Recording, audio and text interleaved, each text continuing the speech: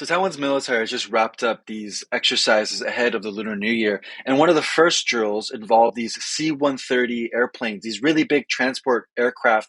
They play a huge role in providing logistics for Taiwan. But in the event of a conflict, how applicable is this kind of drill?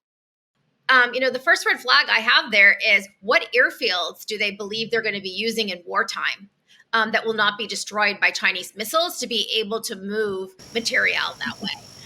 To me, that's just not going to be a viable way to do it. So they need to be thinking about other ways to do that, whether that's having convoys and thinking about how to create decoys in terms of vehicles on the ground. Ukraine has been quite successful at that, about using decoys in that way. But I think what's really important is to practice in these exercises things that are actually going to be viable in wartime.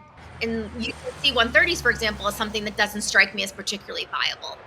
Another exercise that Taiwan conducted simulated how it would plant sea mines in the ocean in the Taiwan Strait. How applicable is that kind of drill in the sense of pushing more towards that asymmetric strategy? One of the things that is useful about sea mines is they're relatively cheap, and you can deploy them in different ways, including you easily deploy them just from ships themselves, and it doesn't have to be even a military vessel. If you have training, you can train civilian fishermen how to put these over. But one of the things that's really useful about sea mines is that they can really delay an adversary, because China has the same problem that the United States would have in a mining area, where you have to clear the mines, or you have to at least clear a portion of them so your vessels can get through. And the reality is, there's not an easy way to do that really quickly. It simply takes time.